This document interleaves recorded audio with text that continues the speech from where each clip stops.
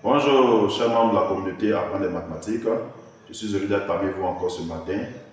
Et pour ceux qui ne me connaissent pas, qui sont nouveaux sur la chaîne, moi c'est Sia Nenka Enoch, professeur de mathématiques TICE au collège moderne d'Amambie, dans le département des Tanda en Côte d'Ivoire. Alors, j'ai vraiment des membres qui sont très dynamiques et j'ai reçu encore depuis 2 ou 3 jours un exercice. Et aujourd'hui, nous sommes là réellement pour l'explication afin que vous puissiez comprendre pas à pas comment on peut résoudre ce genre d'exercice. Mais pour ceux qui sont nouveaux, ce genre d'exercice, c'est un peu complexe. C'est bien de retourner dans les anciennes vidéos et de voir d'une manière progressive, en partant du plus simple au plus complexe, les exercices de carré logique. J'ai fait des résumés, vous pouvez le voir.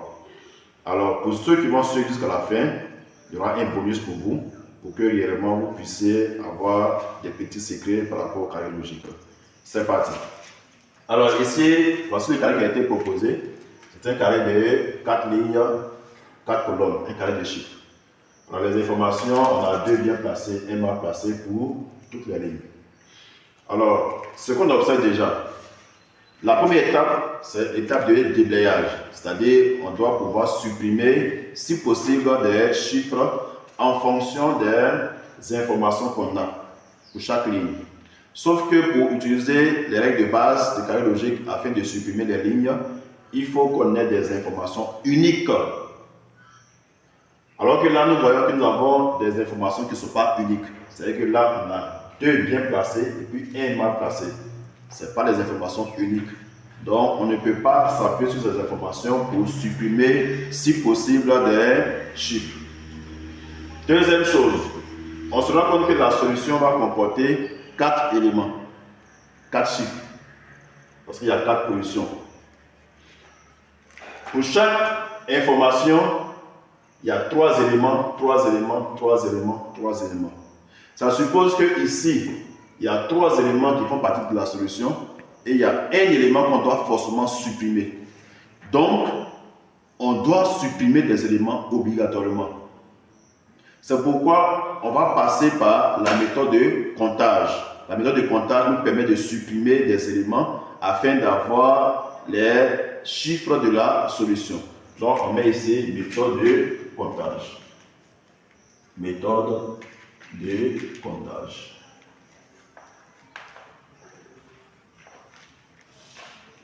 Voilà. Véritablement, les carrés logiques, c'est une question de raisonnement. Donc, il faut vraiment, de manière minutieuse, aller étape par étape. Ce n'est pas compliqué, mais il faut vraiment avoir un degré de raisonnement assez poussé quand même. Alors, première étape, on va voir les éléments des informations. Première ligne, l'information donne qu'il y a 3 éléments de la solution qui font partie de la première ligne. Donc, je vais faire la somme de tous ces éléments-là. Alors ici, j'aurai 3 éléments. Plus ici, ça fait 3 éléments. Plus ici, 3 éléments. Plus ici, 3 éléments. Donc, ça nous fait 12 éléments. Donc, il y a 12 éléments. Et c'est par rapport à ça qu'on va faire maintenant les sommes. Maintenant, comptons le nombre de fois qu'apparaît chaque chiffre dans le carré logique. Alors, on prend le chiffre 3.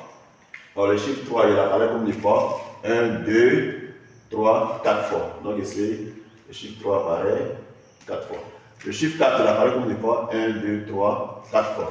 Le chiffre 4 apparaît 4 fois. Le chiffre 7, il apparaît comme des fois 1, 2, 3 fois. Le chiffre 7, il apparaît 3 fois. Le chiffre 2, il apparaît comme des fois 1, 2, 3 fois. Le chiffre 2 apparaît 3 fois. Alors, je vois ici, c'est 3, 4, 2, on a déjà fait, 3, on a déjà fait. Le chiffre 0, alors 0, il apparaît une fois, une seule fois.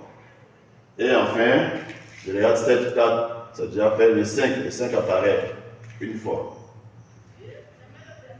Alors, donc ici, 3, 4, 2, on a déjà fait. Donc, voici tous les nombres, tous les chiffres plutôt du carré logique. Et là, on a vu le nombre de fois qu'apparaît chaque lettre. Maintenant, on va faire une somme, ou bien plusieurs sommes, égales exactement à 12 par rapport au nombre de fois qu'apparaît chaque chiffre. Alors, quand je regarde bien ici, bon, je vois que je peux faire 4 plus 4, ça fait 8, plus 3, ça fait 11, plus 1, ça fait 12. Bon, donc je mets ici 4 plus 4 plus 3 plus 1 égale à 12. 4 plus 4, 8 plus 3, 11 plus 1, ça fait 12. Ça marche. Et quand je regarde, c'est la seule somme que je peux avoir exactement égale à 12. Maintenant, je vais voir quels sont les chiffres qui interviennent dans cette somme. Les chiffres qui interviennent dans cette somme. Donc, ici, je vais mettre ici une barre. 4 fois. C'est le chiffre 3 qui apparaît 4 fois. Donc ici, on a le chiffre 3. 4 fois aussi. Donc on a le chiffre 4 qui apparaît 4 fois. Alors le chiffre qui apparaît 3 fois ici. Là, il y a 7, puis il y a 2. Dans ce cas, il faut que je fasse des hypothèses, puisqu'il y a plusieurs cas possibles. Donc, premier cas, je vais mettre d'abord 7 ici. Et puis, le chiffre qui apparaît une fois, il y a 0 puis il y a 5. Là encore, je vais faire des cas. Donc là, je vais prendre d'abord ici 0. Voilà. Et puis, alors, je mets encore 3, 4, 7. Alors, une fois, je vais prendre maintenant 5. Voilà. Donc, voici les deux cas possibles avec le chiffre 5. En choisissant 7 qui apparaît 3 fois. Après, je vais prendre un autre cas maintenant, là où c'est le chiffre 2 qui apparaît 3 fois. Donc, je vais faire 3, 4. 3, 4. Le chiffre 2 apparaît 3 fois. Et puis, je vais prendre 0 qui apparaît une fois. Et puis, enfin, 3, 4, 2, avec le chiffre 5 qui apparaît une fois. Donc, voici les cas possibles comme solution pour notre carré logique. On a comme des cas 1, 2, 3, 4 cas. Ça veut dire que ces 4 cas, il va falloir supprimer certains cas. Et pour les supprimer, on va maintenant se référer aux informations. Donc, je viens maintenant ici, au niveau du carré logique. Alors, si je prends le premier cas, 3, 4, 7 et 0, je vais regarder les lignes. Je me rends compte que la troisième ligne, on a le 3, le 4, le 7 et le 0. Ça suppose que ces 4 éléments font partie de la solution. Or, l'information qu'on a, c'est qu'on a 3 éléments, dont 2 bien placés et 1 mal placé, qui font partie de la solution. Donc, il y a contradiction avec notre premier cas. Ce qui fait que le premier cas n'est pas juste. Il faut simplement le supprimer. Parce que si le premier cas est juste, ça veut dire que les 4 éléments font partie de la solution. Or, la ligne nous dit qu'il n'y a seulement que 3 éléments qui font partie de la solution. Je vais prendre le deuxième cas. 3, 4, 7, 5. Alors, quand je regarde sur toutes les lignes, il n'y a aucune ligne qui comporte les 4 éléments en même temps, c'est-à-dire le 3, le 4, le 7 et le 5. Donc, ce cas-là, on ne peut pas le supprimer pour le moment. Parce que, avec les informations qui sont là, on ne peut pas dire si ce cas-là est éliminé ou pas. Donc, lui, on le laisse d'abord. Je passe au troisième cas. 3, 4, 2, 0. Alors, je regarde aussi, je vois qu'il n'y a aucune ligne qui comporte les 4 éléments 3, 4, 2, 0. Donc, je laisse ça pour le moment, je ne le supprime pas. Je prends le dernier cas, 3, 4, 2, 5. Alors, lorsque je regarde, la dernière ligne, il y a le 3, le 4, le 2 et le 5. Ça veut dire que les 4 éléments étant solution selon le quatrième cas, cela est en contradiction avec l'information qui dit qu'il n'y a seulement que 3 éléments dans cette ligne-là qui sont solutions. Donc, ça veut dire que ce quatrième cas aussi est à éliminer. Maintenant, il va nous rester 2 cas. Le deuxième cas et le troisième cas. C'est-à-dire ici, le deuxième cas, c'est 3, 4, 7, 5. Et le troisième cas, c'est 3, 4, 2, 0. Maintenant, pour pouvoir voir quel est le cas qui marche, il va falloir maintenant faire des hypothèses successives. C'est-à-dire, on va maintenant supposer leur position, et puis en fonction des informations, voir si ces positions-là sont vérifiées, sont valables ou pas. Donc, je prends ce cas-là, 3, 4, 7, 5. Alors, je me dis que le 3 et le 4 sont bien placés à cette position. Et puis le 7. Alors, je reviens pour dire que je vais considérer la première ligne. La première ligne me dit quoi? 3, 4, 7 font partie de la solution. Vous voyez ça? 3, 4, 7 et 5. Mais comme dans la première, il n'y a pas 5, ça veut dire simplement que c'est le 3, le 4 et le 7 qui font partie de la solution pour la première ligne. Donc, le 2 qui est ici ne fait pas partie de la solution. Je supprime le 2. Voilà. Maintenant, si le 2, donc si c'est 3, 4, 7 et 5 qui font partie de la solution, c'est-à-dire que le 2 et les 0 ne font pas partie, donc je vais supprimer aussi le 0. Maintenant, je vais maintenant prendre les positions. Donc c'est entre 3, 4 et 7. Je suppose que le 3 et le 4 sont bien placés à cette position. Donc le 7 est mal placé sur l'information. Donc je vais le placer plutôt à la 4e position. Et puis maintenant, je vais prendre cette hypothèse-là pour la vérifier avec les autres lignes, les informations des autres lignes. Alors ici, le 7 pour la 2e ligne, quand je regarde ma solution possible, il est mal placé. Le 3 aussi, il est mal placé. Le 4 aussi est mal placé. Donc ça fait les 3 éléments sont mal placés pour ma 2e ligne. Ce qui est contradictoire, parce que là il faut avoir 2 bien placés et 1 mal placé. Donc cette hypothèse n'est pas vérifiée pour ce 2e cas. Je vais prendre maintenant cette fois-ci, au lieu de prendre 3 et 4 bien placés, je vais prendre 3 et 7 bien placés. Donc je mets ici 3, puis je mets ici 7 bien placés. Ça veut dire que mon 4 n'est pas bien placé, donc je le place à la 4e position. Donc ici je mets le 4. Donc je vais maintenant sur la ligne suivante pour vérifier si réellement ici les informations sont conformes, sont concordantes avec cette hypothèse. Je prends le 7. Le 7, il est mal placé. Le 3, il est mal placé. Le 4, il est mal placé. Donc les 3 éléments sont mal placés. C'est en contradiction avec ça. Il faut 2 bien placés puis 1 mal placé. Donc je supprime cette hypothèse. Je prends la dernière hypothèse. Le 3, j'ai dit 3 et 4 bien placés. Première hypothèse.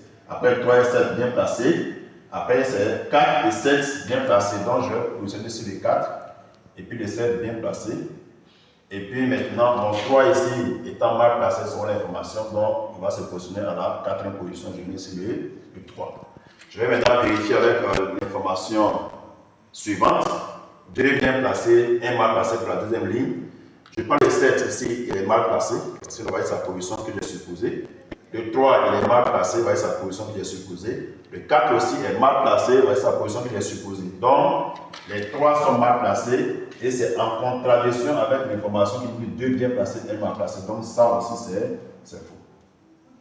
Alors, on se rend compte que tous les cas possibles avec cette ligne-là, ce premier et ce 2e cas, tous les cas possibles, lorsque j'ai supposé, je donne des hypothèses successives par rapport à leur emplacement, toutes les hypothèses sont en contradiction avec déjà les informations de la 2e ligne. Donc je n'ai plus besoin de continuer à confronter ça avec les autres lignes. Ça veut dire que ce cas-là n'est pas vrai.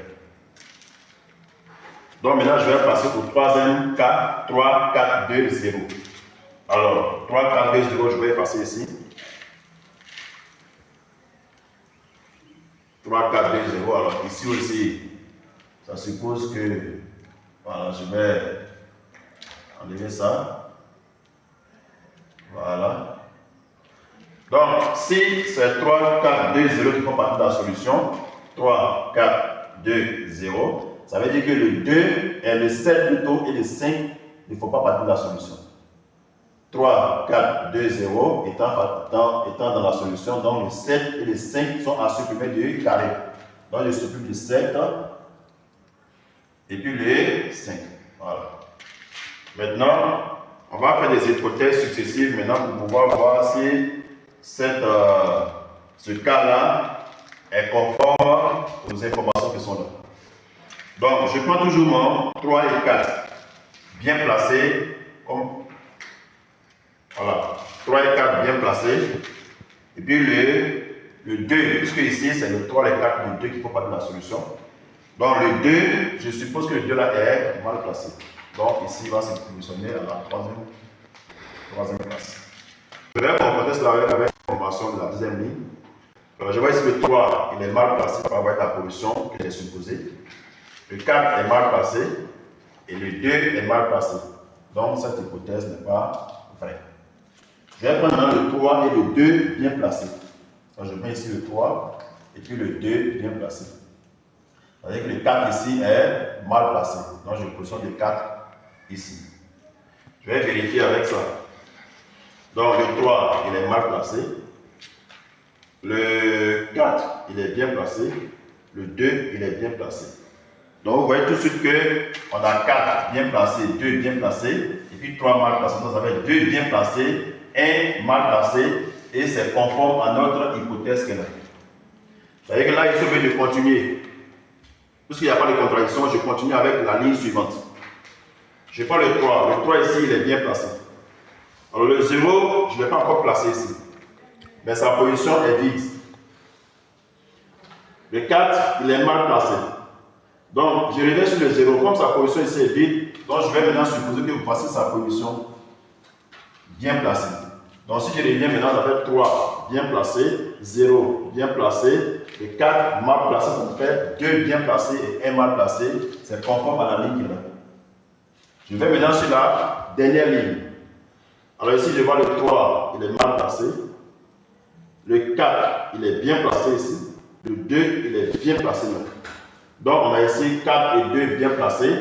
Et puis 3 mal placés. Nous avons 2 bien placés et 1 mal placé. C'est conforme à cette ligne. Donc, je me rends compte que la position 3, 0, 4, 2 est la bonne position pour que toutes les informations soient vérifiées. Donc, notre solution, c'est le 3, le 0, le 4 et le 2.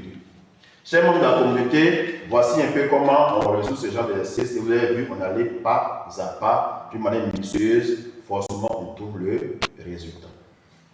Maintenant, le bonus, pour que nous puissions clore cette vidéo, c'est que j'ai reçu un autre exercice de la part des membres de la communauté. Et cet exercice-là parlait un peu d'un carré avec en même temps des chiffres et des lettres. Alors, je viens vous dire, a priori, ce n'est pas impossible. On peut avoir un carré avec en même temps des chiffres et des lettres. Je prends un exemple très simple. Je vais prendre ici un carré de 2 lignes, 2 colonnes. Je mets ici par exemple 1, 1. Je mets ici peut-être A, puis je mets F. Puis je mets ici un bien placé, puis ici je mets un mal placé. C'est un carré, en même temps il y a des chiffres, c'est le chiffre 1 et puis des lettres A et F. Et il est clair ici, le 1 qui est, ici c'est les informations uniques. Donc là on va vérifier le 1 qui est répété 2 fois sur la colonne. Si le 1 fait partie de la solution, ça veut dire que le 1 il est bien placé à la première position et il est en même temps mal placé à la première position, ce qui n'est pas vrai. C'est contradictoire, donc le 1 ne fait pas partie de la solution. Donc le A ici il est bien placé, donc voici mon A. Le F il est mal placé, donc voici sa position qui est là. Voilà. Donc voici notre solution. Mais j'ai pris cet exemple très simple pour montrer qu'on peut avoir un carré logique avec des lettres et des chiffres. Je vais encore plus loin pour dire qu'il y a des carrés logiques qui sont avec des figures. Ça existe. Donc ça c'est le bonus pour les membres de la communauté. Maintenant, il y a un dernier exercice qui m'a été proposé. C'est que c'est un carré de lettres et de chiffres, sauf qu'il n'y avait aucune information pour que nous puissions traiter l'exercice. Je viens vous dire, s'il n'y a pas d'information pour traiter l'exercice, c'est que ce n'est pas un exercice de carré logique. Parce qu'on l'a déjà dit dans une vidéo précédente, un exercice de carré logique, il y a 3 choses que vous devez connaître. Il y a d'abord le tableau, le carré plutôt, qui comporte des chiffres ou des lettres, ou bien on peut avoir ici comme l'exemple de chiffres et lettres. Mais l'une des choses les plus importantes, ce sont les informations. S'il n'y a pas d'informations, on ne peut rien résoudre. Il n'y a pas de consigne, on ne peut rien faire. Donc, l'exercice qu'il m'a envoyé, il y avait le carré logique, mais il n'y avait pas les informations. Donc, c'est un exercice qu'on ne peut pas traiter. Maintenant, pour tous ceux qui vont au concours, sachez une chose. L'épreuve de logique, c'est 1 heure de temps. En 1 heure de temps, on va vous donner des choses qui ne sont pas, qu'on ne peut pas, qu'on peut traiter en 1 heure de temps. N'allez pas chercher des exercices tellement compliqués, parce que l'idée, c'est de savoir réellement si vous pouvez raisonner. C'est le raisonnement là qu'on cherche de la part des candidats. Donc, le plus important, comprenez le principe. Si vous comprenez le principe, peu importe les qu'on vous donner, vous allez toujours trouver la solution. Et une dernière chose aussi, ne vous fiez pas aux corrections des sites. Parce qu'il y a des sites qui proposent des exercices, mais des corrections qui ne sont pas justes. Ce n'est pas ça le plus important. Au moins, le plus important, vous devez comprendre le principe. Comment est-ce qu'on fait pour résoudre ce genre d'exercices? Si vous avez compris le principe de base, tous les exercices, je vous assure, vous n'aurez pas un exercice qui va vous bloquer. Parce que c'est la compréhension, c'est le raisonnement là qui est important. Donc, chers amis de la communauté, voici un peu comment on résout ce genre d'exercice de carré logique. Notamment, likez la vidéo, partagez-la afin que réellement tous puissent voir. Bonne journée à vous, je vous remercie.